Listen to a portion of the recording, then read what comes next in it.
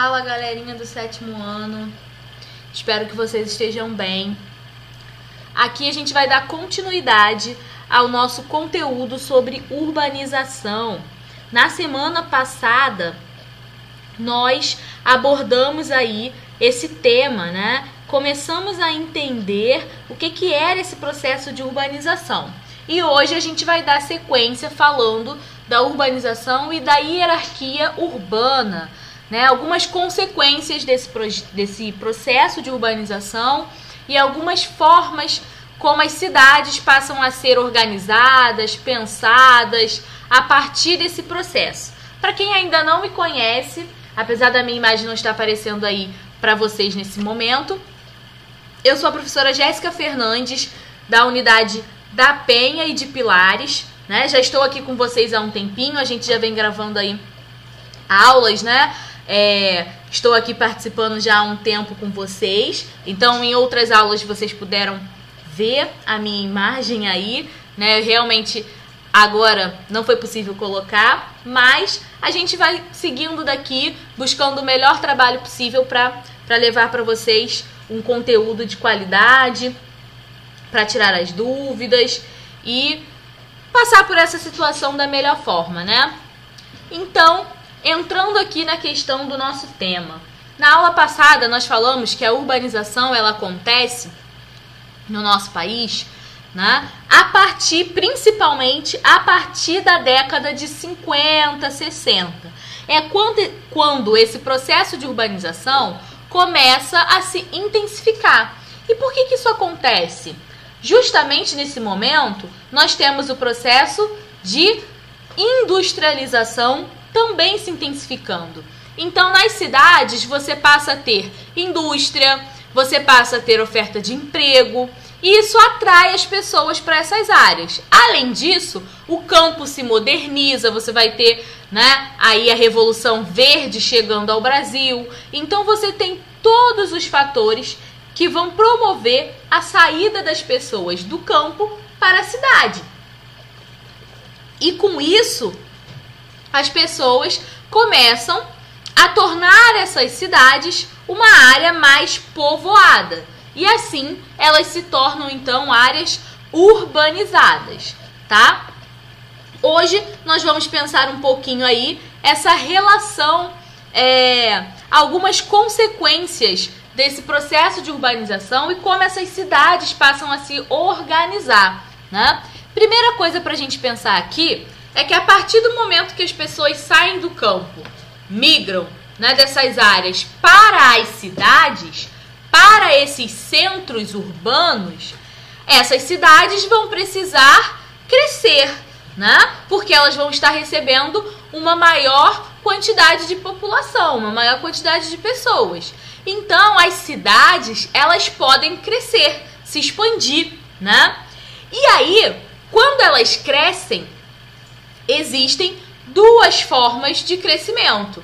Existem duas formas pelas quais a cidade pode se expandir para dar conta de receber mais pessoas, né? Essas duas formas são o que a gente vai chamar de crescimento vertical e crescimento horizontal. O que é o crescimento vertical? Crescimento vertical é quando na cidade você vai perceber um aumento do número de edifícios, de prédios, né? Por quê? Porque esses prédios vão conseguir comportar um número grande de famílias, um número grande de pessoas. Então, em um prédio você vai ter, né, dependendo do tamanho do prédio, você pode ter mais de 10 apartamentos, mais de 20 apartamentos. Ou seja, você tem ali 20 famílias com 3, 5, 6 pessoas, às vezes mais, né? Então, os edifícios, né, são uma das formas que a cidade encontra para expandir o seu tamanho, né, para receber mais pessoas. Então, você tem o que a gente vai chamar de verticalização, ou seja, o crescimento vertical das cidades. Isso vai ser mais comum nas áreas centrais, né? Então aquelas áreas que têm mais atividades comerciais, mais atividades econômicas, normalmente são as áreas, né, mais verticalizadas dessa cidade. Conforme você está se afastando dos bairros mais distantes, chegando nesse centro da cidade, você começa a ver uma verticalização. Eu não sei se algum de vocês, né, já tiveram a oportunidade de ir para a Barra da Tijuca, para o Recreio dos Bandeirantes. Quando você faz esse caminho até lá, você começa a perceber essa verticalização na cidade do Rio de Janeiro.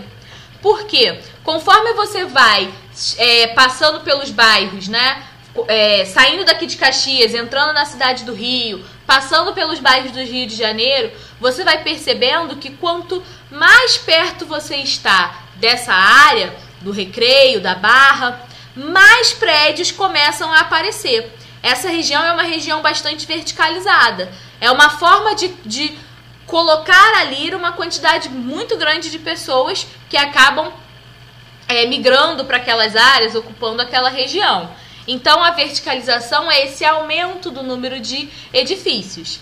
E o crescimento da cidade, que a gente vai chamar de crescimento horizontal, é o crescimento que vai acontecer quando essas cidades estão tão inchadas de população que elas precisam anexar novas áreas. Então, aquelas áreas que eram improdutivas ou que tinham atividades primárias, né, começam a receber mais pessoas, mais construções e vão, então, fazendo parte dessa malha urbana, tá? E que, então, vai possibilitar o crescimento horizontal da cidade. Lógico que essas novas áreas elas vão ficar cada vez mais distantes desses centros urbanos, né? O que está aparecendo para vocês no final. Você vai ter o surgimento de novos bairros que são distantes do centro da cidade. Então, conforme a cidade se expande, ela vai, né, crescendo de uma maneira distante daquele seu centro urbano, porque ela vai anexando outras áreas.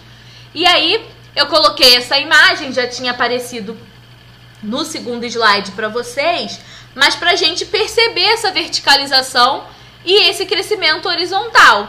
Na parte superior e ao fundo da imagem, vocês podem ver que a maior presença é a presença de prédios. Essa é uma área completamente verticalizada. Então, obviamente, se a gente pegar só a parte de baixo da imagem, onde a gente vê as casas, né, as construções horizontais, vai ter um quantitativo de pessoas menor do que nessa parte verticalizada, porque cada prédio desse aí tem uns 20 apartamentos.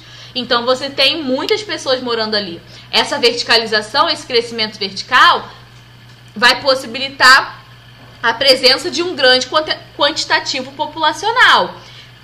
Normalmente, como a gente viu, essas áreas são as áreas centrais, as áreas de maior movimento, de maior procura, normalmente também são as áreas que valem mais, né? Que tem um valor para você morar muito mais caro. E na parte de baixo da imagem a gente vê uma área verticalizada, né? Uma área que vai se expandindo, né? A cidade vai crescendo, vai anexando novas áreas e você tem aí então esse crescimento horizontal. Né? Essas novas áreas não vão ser ocupadas tanto por prédios, mas sim por construções menores, né? De um andar, as casas com 2 andares, mas construções menores que a gente vai associar ao crescimento horizontal das cidades. Tá certo? Passando aqui. O que acontece quando essas cidades crescem? Né? O que acontece quando elas se expandem?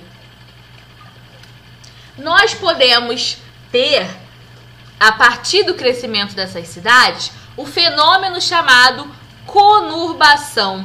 Conurbação urbana. O que é a conurbação urbana?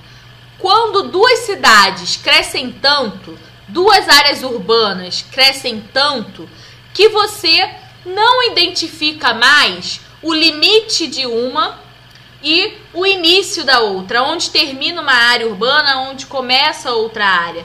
É aí que você vai ter origem desse fenômeno chamado conurbação urbana, que vai dar origem à formação de uma metrópole, ou seja, áreas centrais, né, com bastante concentração de atividade econômica, de população, que são os principais centros urbanos daquela região.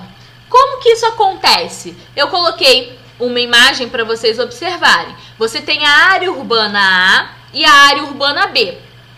Entre elas, tem uma região que não é urbanizada, né? Que não faz parte, então, desse centro, que não é um centro de uma cidade. Mas você tem, de um lado, uma área urbana A e do outro, a área urbana B.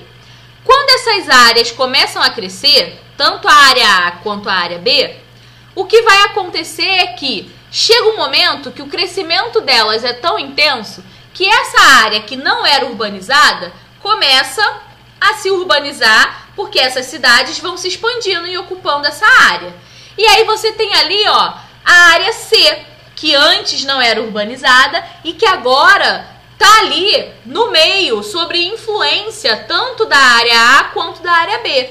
Você não consegue observar nessa área C aonde ou o que pertence à área A e o que pertence à área B. Por quê? Ali você tem o que a gente vai chamar de uma área conurbada, né? Duas áreas vizinhas que são distintas, mas que tem uma continuidade entre si, né? Porque elas acabaram se expandindo tanto que você não consegue mais identificar aonde termina uma e aonde começa a outra. Essa imagem aqui mostra isso pra gente na prática, né? Olha só, você tem 3 áreas diferentes aí: Colombo, Pinhais e Piraquara. Mas se não estivesse marcado, a gente não conseguiria identificar onde termina Colombo, onde começa Pinhais, onde começa Piraquara. Por quê? Porque é uma região que se expandiu tanto que você percebe as características, ou melhor, você não percebe as características que diferenciam uma região da outra, né? Esse é o fenômeno que a gente vai chamar de conurbação urbana.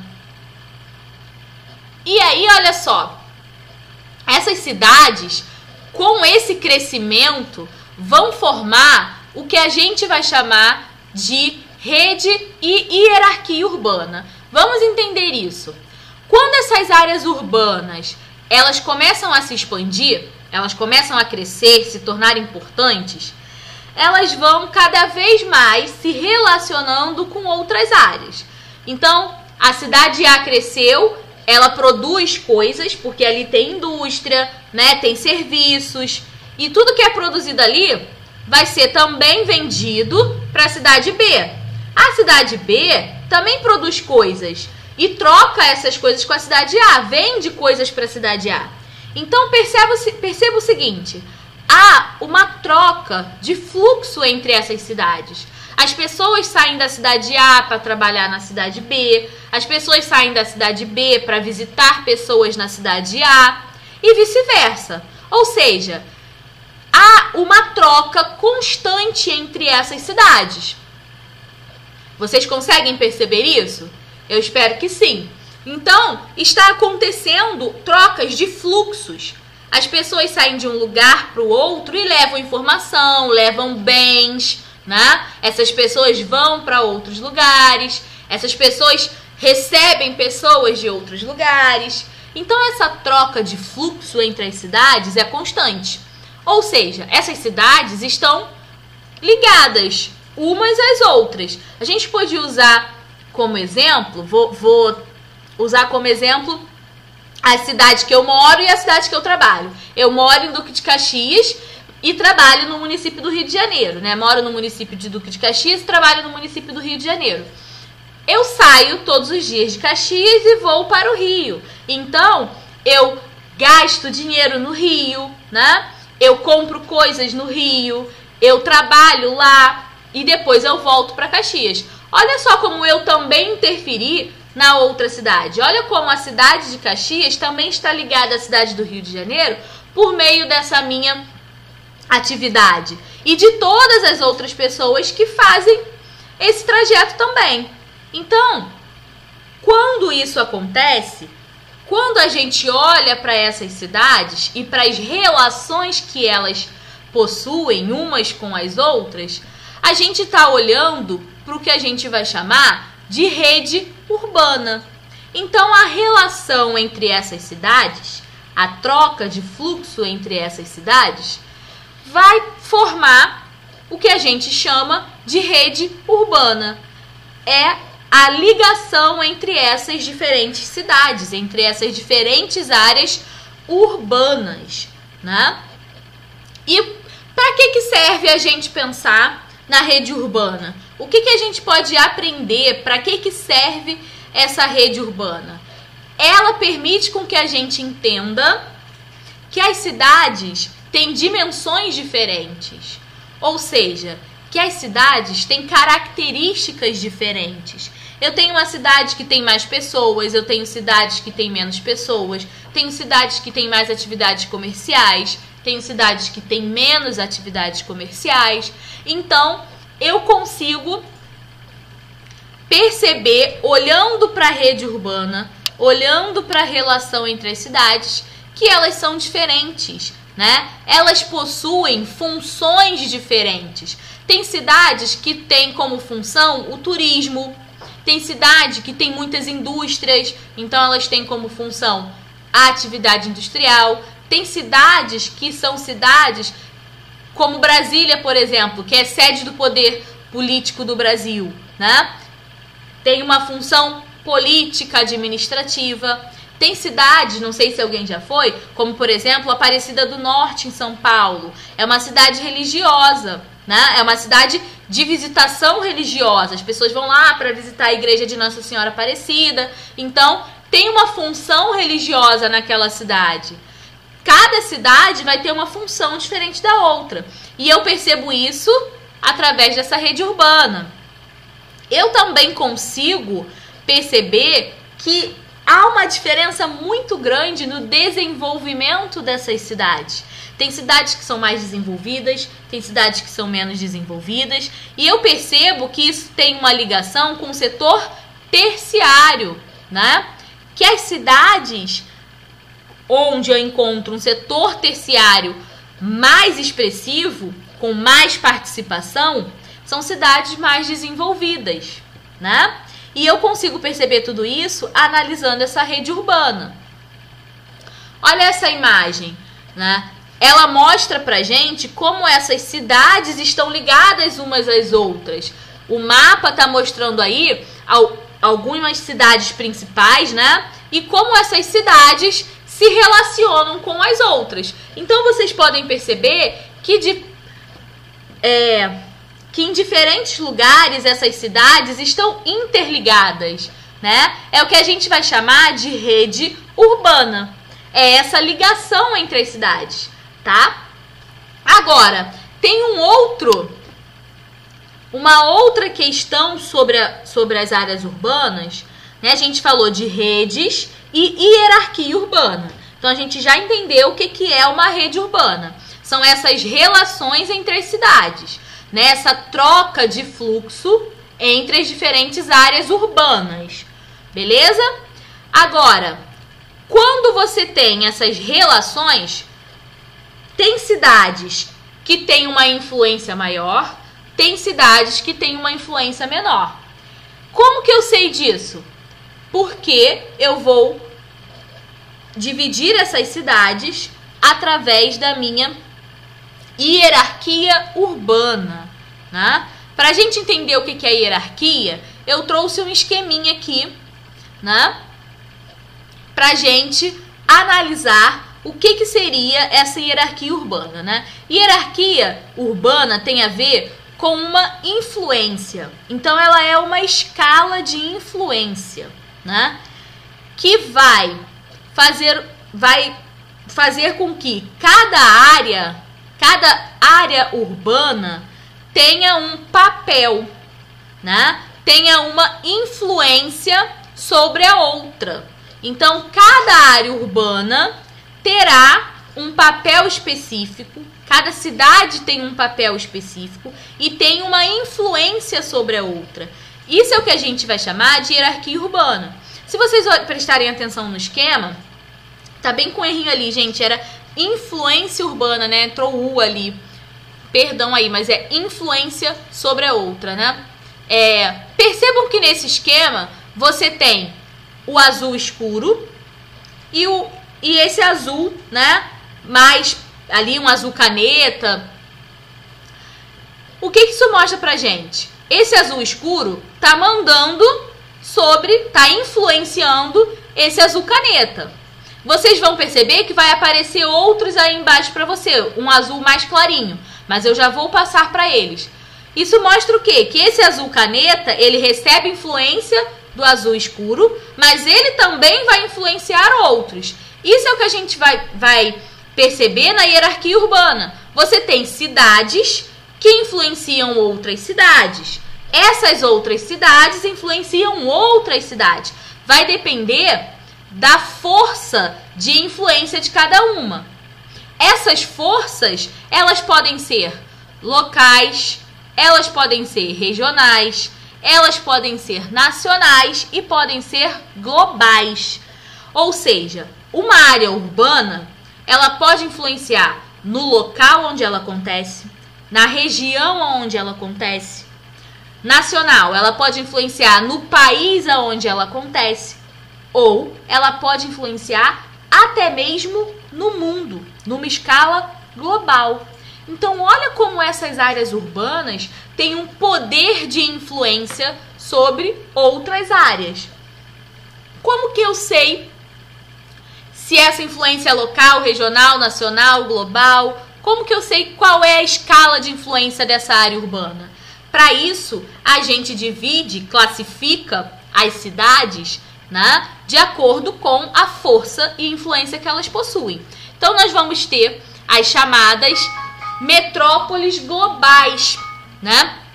As metrópoles globais são esses grandes centros urbanos que vão influenciar no país e no mundo.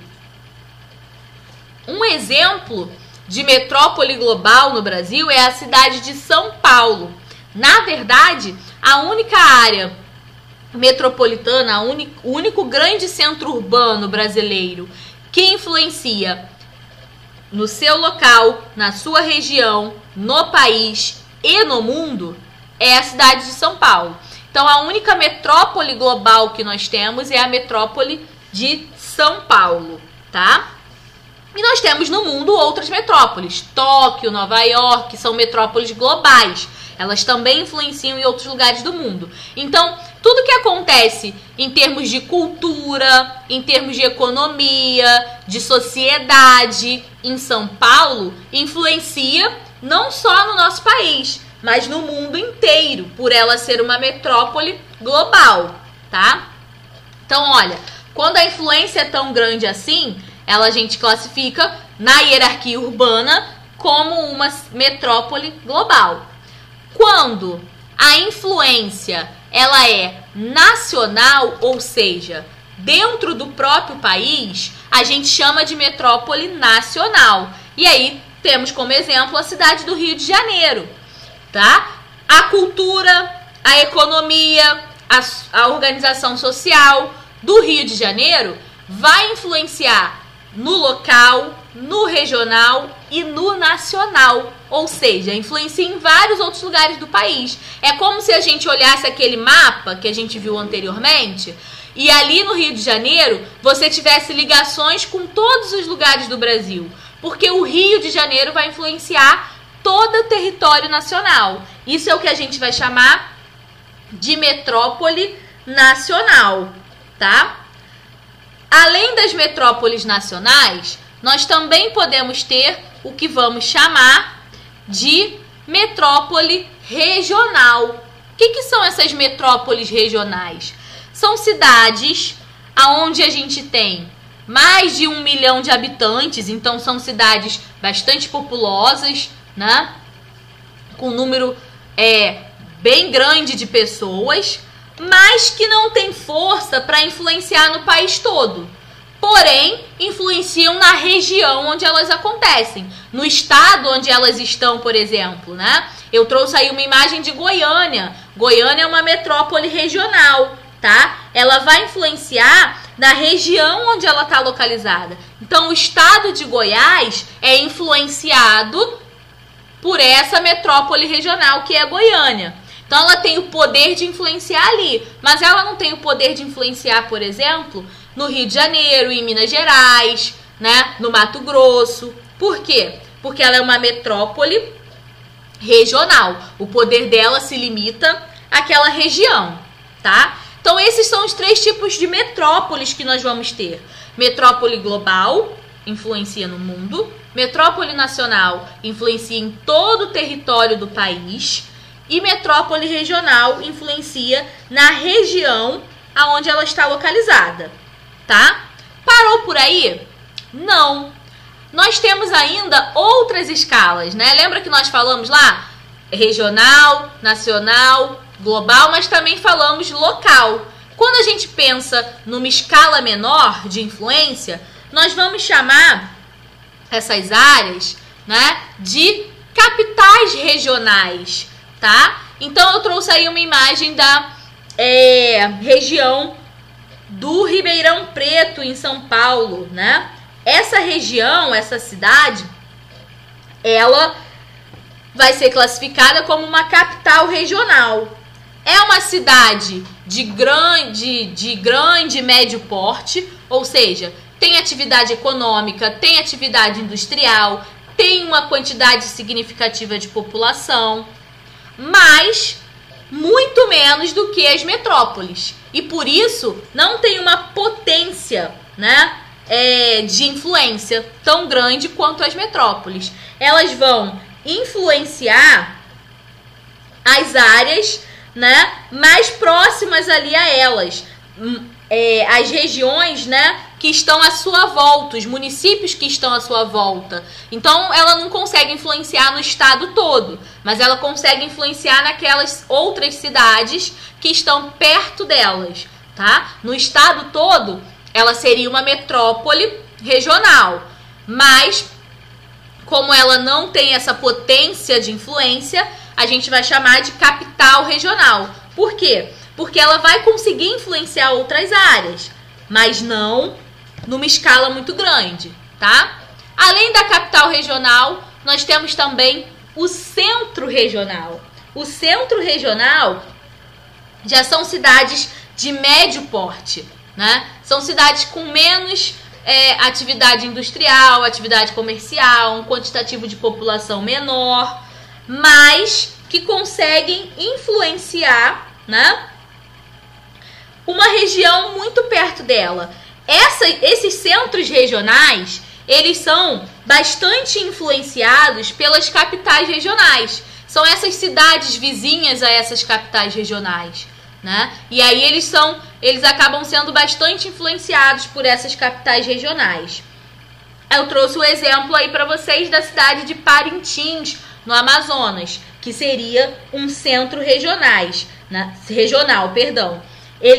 Os centros regionais, então, são influenciados pelas capitais regionais, mas eles influenciam aquelas cidadezinhas menores, né, com poucas pessoas, com poucas atividades econômicas, que dependem muito das relações com as outras cidades, que é o que a gente vai chamar de centro local, né, de centros locais.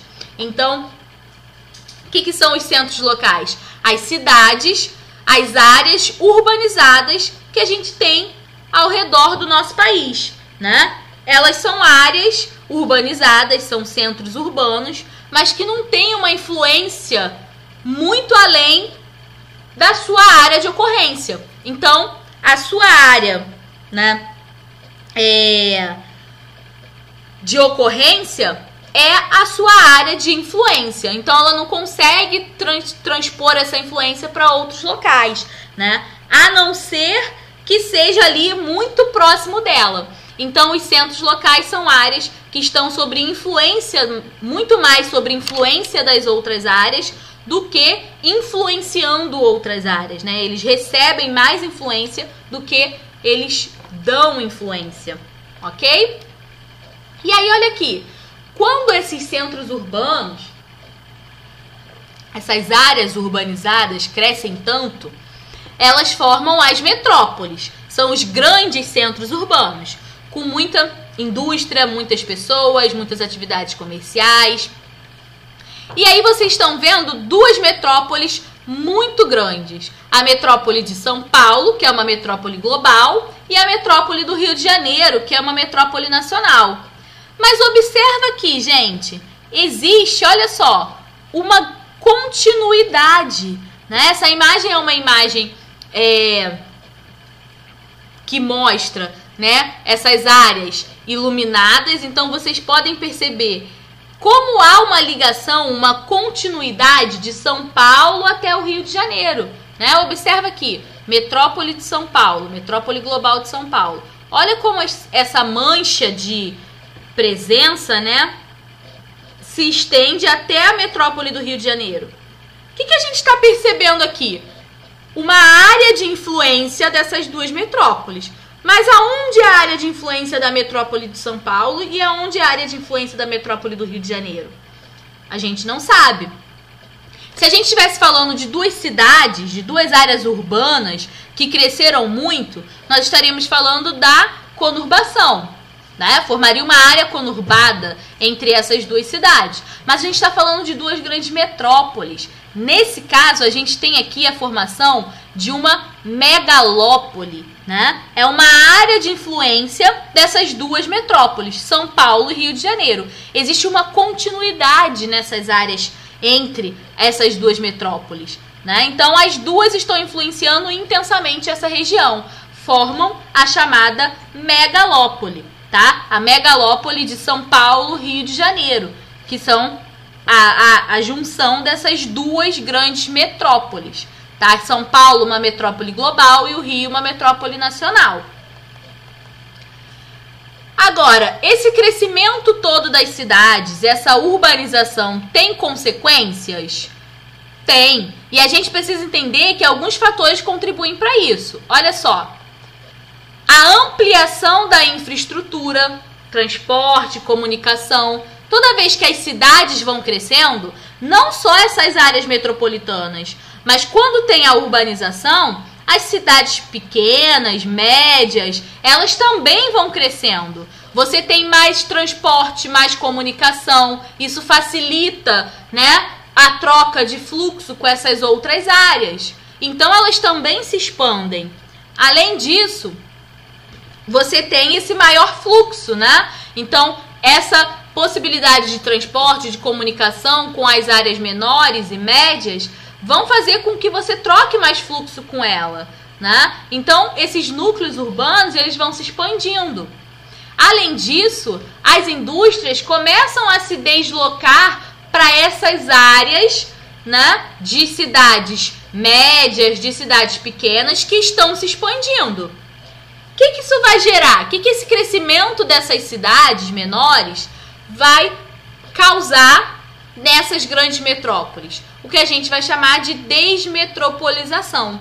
Ou seja, você não vai mais encontrar só nas metrópoles uma grande concentração de população, uma grande concentração de indústria, de oferta de serviços. Pelo contrário, você vai encontrar nesses outros centros, né, nas capitais regionais, nos centros locais, você vai começar a encontrar uma oferta muito maior de serviço. Isso é o que a gente vai chamar de desmetropolização. Mas isso faz com que as metrópoles percam a sua importância? Não. Pelo contrário, quando essa indústria se desloca para essas cidades menores, quando as pessoas migram para essas cidades menores, a metrópole vai passar a concentrar as suas atividades no setor terciário, né? Se baseando aí numa grande oferta de serviços. Então as indústrias vão para as cidades menores, essas cidades se urbanizam, crescem, mas a metrópole não deixa de ter importância. Por quê? porque ela vai investir no setor terciário e ela vai se tornar o grande centro desse setor. Então a gente vai encontrar nas grandes metrópoles uma grande oferta do setor terciário. A gente falou lá atrás que ele era o diferencial no desenvolvimento das cidades, que as cidades que tinham um setor terciário mais expressivo eram mais desenvolvidas. Essas metrópoles, esses grandes centros, eles vão ter um setor terciário bastante forte. Por isso eles são mais desenvolvidos, né? O retorno financeiro vai ser bastante expressivo. E aí a gente chega então ao final dessa aula, galera. Eu espero que vocês tenham gostado, eu espero que vocês tenham entendido. Qualquer dúvida que vocês tenham, leva lá para o chat, para a aula ao vivo. Vai ser um prazer tirar as dúvidas de vocês. Não só eu, mas outros professores vão estar lá também, tá? Então, anota, assiste a aula. Qualquer questão, leva lá, que a gente vai procurar a melhor forma de fazer você entender o conteúdo, tá certo? E a gente se encontra aqui numa próxima oportunidade. Um grande abraço, fiquem bem, se cuidem e cuidem daqueles que vocês amam.